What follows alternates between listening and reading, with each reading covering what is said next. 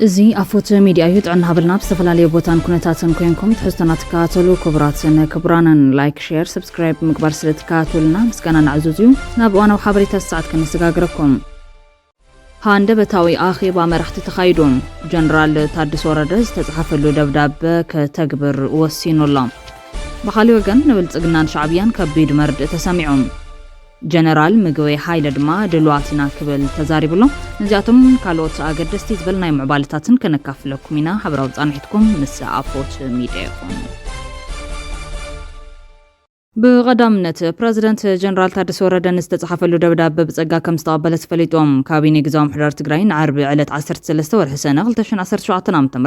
كل بيروታት መንግስት ተዓጽዩ ኩሉ ትኩረትን አጀንዳን ትግራይ ኣብ ሰልፊ ኣክል ንክኸውን ካብ ጽላል ሲቪል ማሕበረሰብ ምዕራብ ትግራይ ዝቀርበሉ ሕቶ ተቀቢሉ መምርሒ ኣሕሊፎለ ዝብል መግለጽ ጽላል ሲቪል ማሕበረሰብ ምዕራብ ትግራይ በዛ አጋጣሚ ናይ ጽባሕ ሰልፊ ብሄራዊ ጻውዒት ሰላም ንሙሉ ፍጻሙ ዕል ፕሪቶሪያ ዝብል ቴማ ምዃኑ ክንሕብር ንፎትሎም ሰራሕተኛ መንግስቲ ነበርቲ ከተማ መቐለን ከባቢያን ጽባሕ 13 سنة كلتشن 17 عام تمرت كاب نقص 12 ساعات جميرو عبد باباي رماينات اب زكايت سلماو سلفي كتساتفو غيزام حدار تግራይ ጻውዒቱ قريبهم بيت صحفت بريزيدنت كم زحبرو كابيني غيزام حدار تግራይት مال 11 سنة 2017 عام تمرت اب هلو كنتات تمزابلت وجناتنا اب تحت وررت بزعوا زل حزبنا انطميتو بعمقت زتاي خوينو صباح عربي 13 سنة 2017 عام تمرت كلن ابيات عي منግስት ስራሕ በመጻው መላ ሰራሕተኛታትን ኣብ ተስተሰናደ ሰላማዊ ሰልፊ ክሳተፉ ወሲኑሎም ኣብ ልዕል ትግራይ ዝተፈጸመ ጽንተታው ኩናት بوعل بريتوريا كوانت تتغتم مليو بزي متغبارو زي تمزابلون زي تسددن وغناتنا نمربتهم بزي ملاسم حزون حزبنا بسلحتا كامصنات يدحنن تاب تحت وررت حيلتات زل حزبنا وانتخونا بنفس وقف معلتن علتن يغتال يسارين كلابت يزلام حق منغستا وسن تግራይ ተረጋጊጡ ዝተመዛበሉን ዝተሰደዱን ወገናትና ናመረበቶም ናይ ምምላስ ጉዳይ እምባር ነባር ሰላም ትግራይን ኢትዮጵያና መረጋጋጽ ቁልፍ ተራ ዘሎ ጉዳይ ኮይኑ ለይሉ ሓበሬታ ቤት ጽሕፈት ፕሬዝዳንት ውዕል ፕሪቶሪያ ብሙሉነት ክትግበርን ዙርያ መለስ ጸገም ህዝብ ትግራይ ከቀረፍን ቀጻል ሰላማዊ ቃል ስንጻውዒታት እናተገበሩ ምጽንሖም ይፍለጥ ዝበለት ቤት ጽሕፈት ኣብ ሰሙኑን ያክል 50 ክረምታ ኣብ ኬንዳ ብዝብል መሪ ሓሳብ ጽላል ሲቪል ማሕበረሰብ ምዕራብ ትግራይ ዝጸውዖን ዝመርሖን ሰፊሕን ተኸታታልን ሰላማዊ ሰልፊ እናተኻየደ ቀኒሎም እዞም ከምዚ ዓይነት ሰላማውን ህዝባውን ሰልፍታት ሕገ መንግስታዊ ወሰን ትግራይን ምረጋጋጽን ተመዛበልቲ ወገናትና ናመረበቶም ንምምላስን ኣብ ዝግበር ሰላማዊ ፖለቲካዊ ቃልሲ ኣዝዩ ኣገዳስን ሓጋዝን እዮም ብቐጻሊ እውን መላ ህዝቢ ትግራይ ኣብ ውሽጥን ወጻኢን ሕጋዊ ሰላማውን ፖለቲካውን ቃልሱ ኣጠናኺሩ ክቕጽል ይግባእ ኢሎም ብምዃኑ ድማ ሰራሕተኛ መንግስቲ ነበርቲ ከተማ መቐለን ከባቢያን ጽባሕ 13 سنة 2017 عام تمرت ካብ ንጉ 12 ሰዓት ጀሚሩ ኣብ ኣደባባይ ሮማናት ኣብ ዝካየድ ሰላማዊ ሰልፊ ክትሳተፉ ጊዜያዊ ምሕዳር ትግራይ ጻውዒቱ መቕራቡ ቤት ጽሕፈት ፕሬዝዳንት ሓቢሩ ዘሎ እንደኾነ ግን ነዚ ተቃውሞ ዝገጥሞ ዘሎ ኮይኑ መንግስቲ ኣብ ተመዛበልቲ ናመረበቶም ይመለሱ ያክል ሰልፊ ክሳተፍ እንተይሎም ገለ ዝተሓሰበ ከም ዘሎ ይድምድሙ ኣብ ሰልፊ ገለ መኽሰብ ክረክብ ከም ዝሃቀነን ክሳብ ኩናት ዝኸይድ ውሳነ ክኸይድ ከም ዝኽእልን መመላኸት እዮም እዚ ናይ ሎም ቀና ኣብ ዝኽረ ሰማታት ዝግበር ዘሎ ወታደራዊ ምርኢት ሰላም ዘጽንዕ ኢልካ ትዕሸየሉ ጉዳይ ኮነን ምዕራብ ትግራይ በሰላማዊ መንገዲ ክመለሱ ካብ ዘይኽእሉ ሓይልታት ቀዳማይ ብልጽግና ካልኣይ እቲ ብቦርድ መረጻ ዝተሰረዘ ሕወሓት ሳልሳይ ሻዕብያ ራብዓይ ፋኖን እዮም ኢሎም ኣለዉ ናይዚ ዝተሰረዘ ጉጅለ ሕጋውነት ክምለስ ዝኽእል ተመዛበልቲ ምኽንያት ጌርካ ዘወጅ ኩናት ጥራሕ ተዘይኮይኖም ሕጋውነተይ ብውግእ እየ ክምልሶ ኢሉ ዝሰምዑ ህዝቢ ኾነ ዕጡቕ ይህሉን ዝብሉ ውሃብ ትርኢቶም ስለዚ ቁጥር ሓደ ተመዛባሊ ህዝቢ ምዕራብ ብፖለቲካዊ ጅሆ ተታሒዙ ዘሎ በቶም ዝተገለጹ ሓይልታት ይክብሉ ሪቶም የካፍሉሎም ፖለቲካ ክስርሐሉ ይኹን ፖለቲካዊ ሸቐጥ ክካየደሉ ዘይግባን ዘይነበሩን ብሄራዊ ውራይ ጉዳይ ግዛእታዊ ሓድነትናን ተመዛበልትናን ነይሩ ግን ከህላዊ ብሄር ሃልዋት ደቂ ብሄር ምዃኑ ንጎኒ ተባሂሉ ሰበስልጣን ሕወሓት ንፖለቲካዊ ሃልክን ሸቐጥን ተጠቒሞሙሎም ይትረፍ ንሓደ ብሄራዊ ተቓላሳይ ሰብኣውነትን ንዝስምዖ ወዲ ሰብ እውን ከመይ ልብኻ ከም ዘድም ዝብል ርእይቶ ብምክፋል ተመዛበልትና ናመረበቶም ግዛእታዊ ሓድነትናን ናብ ንቡር ንክምለስ ሕዚ እውን ቃልስና ንሕይል ብምባል እዮም ለበዋ ኣሕሊፎም ዘለዎም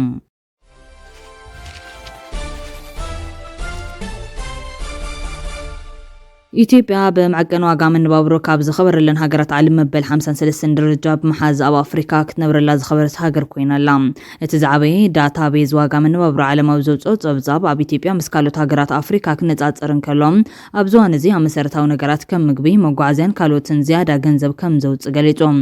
ኮስት ኦፍ ሊቪንግ ኢንዴክስ ኢን 2025 ብዝብል ኣረስቲ ዝተዘርግሐ ጸብጻብ ከም ዘመላኽቶም ኢትዮጵያ ኣብ ዘርዘር ዝኣተዉ ሃገራት ኣፍሪካ ዝለዓለ መዐቀን ዋጋ መንባብሮ 46 5 بمحزب عالم عم بال 53 برك سريع والله ምውራድ ዋጋ ብርሓደ ካብ ቀንዲ ምኽንያታት ኢትዮጵያ ብላዕለዋይ ደረጃ ክትስራዕ እዩ። እዚ ድማ ሰባት ሰሙናዊ ዕዳግኦም ክኸፍሉ ይከብዶም ከም ዘሎ ብፍላይ ድማ ነቶም ትሑት እቶት ዝነብሩ ስድራቤታት ከም ዝሃስዮም ይገልጽ። ኢትዮጵያ ምስ ካልኦት ብተዛማዲ ልዑል ደረጃ ዘለዎን ሃገራት ኣፍሪካ ብመጠን ዋጋ መነባብሮ ብምንጽጻር ቦትስዋና፣ ሞዛምቢክ፣ አይቮሪ ኮስት፣ ሶማልያ፣ ካሜሮንን ሞሪሸስን ድማ ይስዕብኣ። ኣብ ኢትዮጵያ ክራይ ገዛ ምስ ብዙሓት ክፋላት ዓለም ክንጻጸር እንከሎ ሕዚ እውን ብተዛማዲ ትሑት እኳ እንተኾነ ድምር ውጽኢታት ወጻኢታት መነባብሮ ግን ንመብዛሕትኡ ሰባት ኣዝዩ ልዑል ኮይኑ ይቕጽል ኣሎ።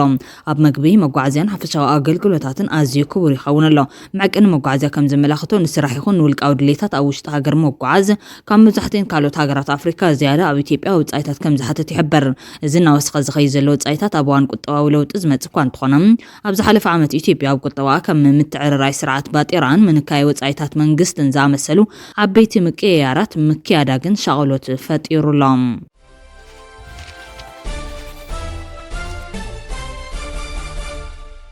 ኩናት ኢራንን እስራኤልን ንስርዓት ብልጽግናን ሻዕብያን ጸጋ ሒዙሉ ዝመጽእ ተኽእሎ ከም ዘሎ ተገሊጾም። ግጭት እስራኤልን ኢራንን ሰሙና ቁጺሩሉ ኣብ ዘለዋን ነታ ቀንዲ መሻርክቲ እስራኤል ዝኾነት ኣሜሪካ ምምሕዳር ትራምፕ ናብዛ ግጭት ከኣትዶ ዋላስ ትምዶ ክብል እናበለ ክማታ ድሕሪ ምቕናይ ዋላ እኳ ኣብ መጀመርታ መዓልቲ መጥቃዕቲ እስራኤል በይናዊ ስጉምቲ ወሲዳያ ተጥቅዕ ዘላ እንትበለ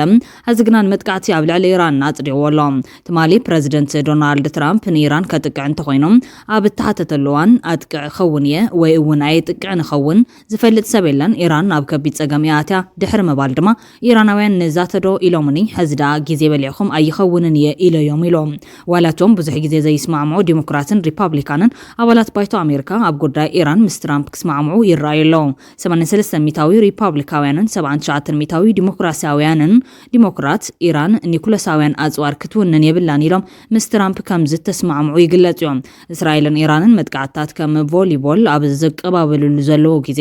ኣብ ሰብ ንብረትን ከቢድ ጉዳት ይበጽሕ ከም ዘሎ ይፍለጥ እዩ። ዋላ እኳ እስራኤል ካብ ኢራን ንዝመጽዋ ሚሳይላት ብበዝሒ ተመክን እንተሃለወትን ካብ ኢራን ዝውንጨፋ ሚሳይላት ድማ መዓልታዊ ንክዩ ከም ዘለዎን ተገለጸት። እዚ ግጭት እዚ ግዜ እንተወሲዱ እሞ ድማ ኢራን ከም ትገለ ተንተንቲ ሃገር ዝብልዎ ማልያ ዝብሎ ሚሳይላት ከም ዘለዎም ዝገልጽዎ እንተኾይኖም ብበዝሒ ሚሳይላት ናብ እስራኤል ምስዳድ ንዓቕሚ ምክልኻል እስራኤል ከድክም ከም ዝኽእል ገለ ተንተንቲ ይገልጾም። እስራኤል ኣብ ሓንቲ ለይቲ ነዞም ሚሳይላት ምብርዓን ልዕሊ 250 ሚልዮን ከም ተጥፊ ዝግለጽ ዘሎ።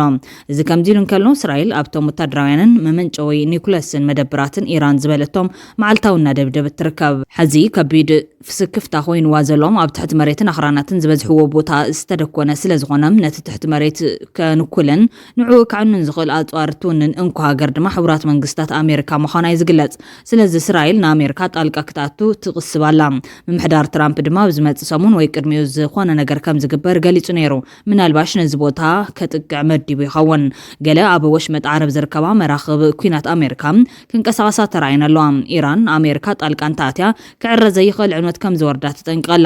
ሩስያን ቻይናን ብወገነን ኣሜሪካ ኢዳ ከይትሕውስ የጠንቅቓ ኣለዋ። ማእኸላይ ምብራቕ መመለሱ እናኸፍአ ይኸይድ ኣሎ።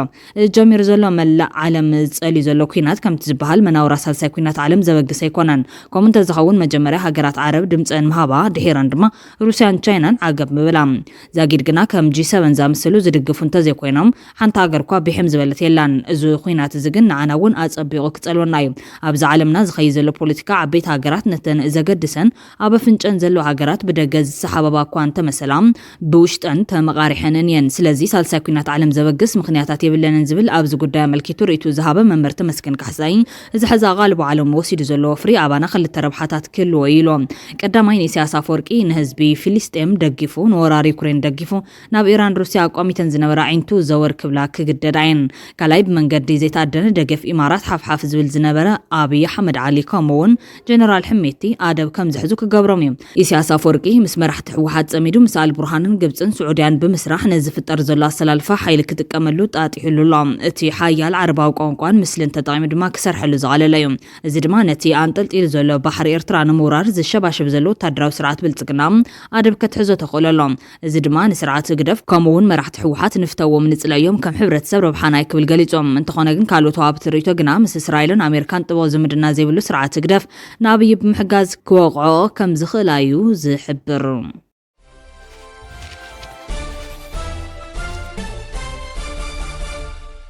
عدي مس بوزح ጸገማ ብዝበጽሐያ ድሕሪ ሕዚ ድማ ዞም ጸገማት ንምላይ ምስ መንእሰይ ወለዶ ብስጡም ክንሰርሕ ድልዋትና ኢሉ ተገደላይ ምግቢ ሃይላ ዝኽሪ መበል 37 ዓመት መዓልቲ ሰማዕታት ትግራይ ወረዳ ጭላ ብዝለዓለ ድምቀትን ምድላዋትን ይዝከረሎ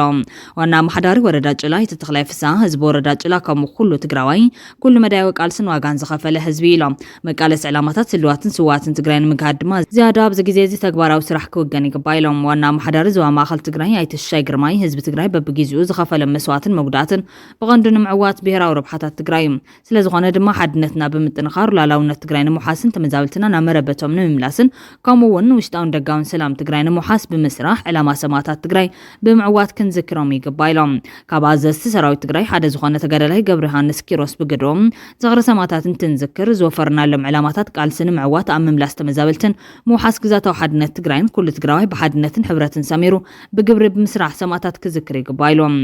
ሕርያና ሰላም ዝበላ ኣዛዚ ግንባር ምዕራብ ብርጋዴር ጀነራል ምግበይ ሃይለ ነዚ ሙሉ ብምግባር ክሳብ ሕዚ ንብሄራዊ ህልውና ንምሓስ ኣብ ሓድነት ሰሚርና ክንሰርሕ ይግባይሉ መዓልቲ ሰማዕታት ትግራይ ንኹሉ ትግራዋይ ዘተኣኻኽብ ክቡር መዓልቲ እዩ ድሕሪ ምባል ዓዲ ምስ ብዙሕ ጸገማ ብዝበጽሐያ ድሕሪ ሕዚ ድማ እዞም ጸገማት ንምላይ ምስ መንእሰይ ወለዶ ብስጡም ክንሰርሕ ኢና ኢሎም እንተኾነ ግን ንዘረባ ጀነራል ምግበይ ሃይለ ተቃውሞኦም ዘስምዑ ዘለዉ ተጋሩ ኣብ ሚድያ ምስማዕ ካብ ንጅምር ዘይተለወጠት ሓንቲ ባህላ መናእሰይ መጻኢኽ ዕድልኩም ኣብ ኢድኩም እዮም ተረከብቲ ሕድርን ዓድን ኢኹም ቀጻሊ ግዜ ናትኩም ይናበሉ ዝድስኩርዎን ንብዙሓት መዳዓዓስን መደስከልን ዝኾነ ናይ ሽፍጣን ሸቐጣን ዘረባ እዩ ዝበሉ ኮይኖም መንእሰይ ሎሚ ኸቲ ግዜ ናይ መን ኮይኑ ኢሉ ከይቃለስን አንጻር ዓፍጥቲ ከይለዓልን ዝተመዘዘ ዘረባ ገበት እዮም ከም ዝናተባሃሉ 50 ዓመት ዝመልኦም ኣለው ንሕና እውን 40 ክመለና ኣዋርሕ ተሪፎም ሱሳ ዝመልኦም እውን ይህሉ ይኾኑ ኣበይ ናይ ግዜ እዩ ዳ ናይ መንእሰይ ግዜ ክብሉ ርእይቶኦም ይህቡለው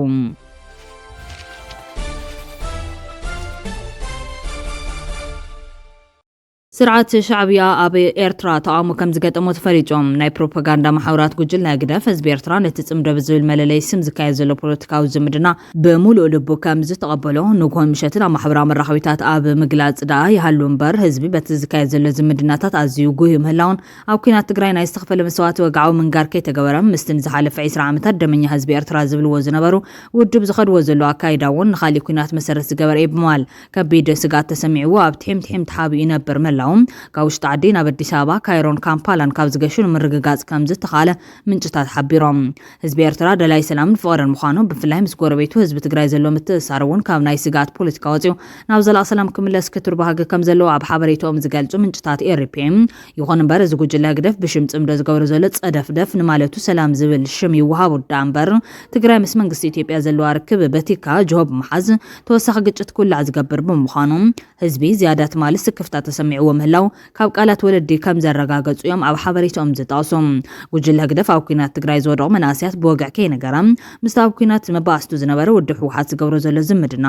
ብፍላይ ኣብ ስድራ ግዳያት ከቢድ ሕማም ፈጢሩ ምህላው ዝገልጹ ምንጭታትና እቲ ጉጅለ ብመንገዲ ናይ ሚድያ ካድረታት ኣቢሉ ደጋጊሙ ሰላም ኣብ ባይታ ወሪዱ ክብል ዋላ እውን እንተውዓለም እቲ ኣብ ህዝቢ ኤርትራ ሰፊኑ ዘሎ ስክፍታ ግን ኣዝዩ ከቢድ ምዃኑን ህዝቢ ብትሕምትሕም ሕዚ ኸንታይ እዩ ክመፅና ዝብል ፍርሒ ሰፊንዎ ምህላው እዮም ዝገልጾም ኣብ እዋን ተደምረናል ዝነበረ ናይ ሰላም ሃዋህው ህዝቢ ዘይተጸበዩ ከቢድ ዋጋ ዝተኸፈለ ኩናት ድሕሪ ምውላዶም ጉጅለ ግደፍ ዝመርጾ ናይ ሰላም መንገዲ ምስ ሓደ ጸሚድካ ነቲ ኻሊእ ምጥቃዕ ምዃኑ ህዝቢ ጽቡቕ ገይሩ ተረዲእዎ ምህላው ዝገልጹ እቶም ካብ ውሽጢ ሃገር ዝመጹ ወለዲ ህዝቢ ይትረፍ ከምቲ ጉጅለ ግደፍ ዝብሎ ንጽምዶ ክቕበሎም ደቁ ካብ ሃገር ዘህድመሉ መንገዲ ከናዲ ይውዕል ምህላው እዮም ዝገልጹ ህዝቢ ኤርትራ ምስ ህዝቢ ትግራይ ናብ ሙሉእ ሰላም ተመሊሱ ክነብር ክቱር ድላይ ኣለዎ ዝበሉ ምንጭታት ኤርፒኤም ይኹን እምበር እቲ ሰላም ዝናፈቐ ህዝቢ ንጉጅለ ግደፍ ከኣምኑ ስለ ዘይኽእል ሰላም ዝብል ቃል ምብዝሑ ኩናት ይመጽሎ ማለት ይልካ ክሳቐ ገይርዎ ምህላው እዮም ንቓላት ወለዲ ምርኩስ ገይሮም ኣብ ሰደዱልን ሓበሬታ ዝገልጹ ይብል ጸብጻብ ኤርፒኤም ክቡራትን ክቡራንን ቤተሰብ ኣፎት ሚድያ ነሳዓት ዜና ናባኹም ክንብሎም ዝሓዝናዮም ሓፀርቲ እዋናዊ ዛዕባታት ኣቕሪብና ዛዚምና ኣለና ሰናይ ምክትታልኩም ነመስግን ላይክ ሼር ሰብስክራይብ ብምግባር ቤተሰብ ኣፎት ሚድያ ሁኑ ሰናይ ግዜ ንምነ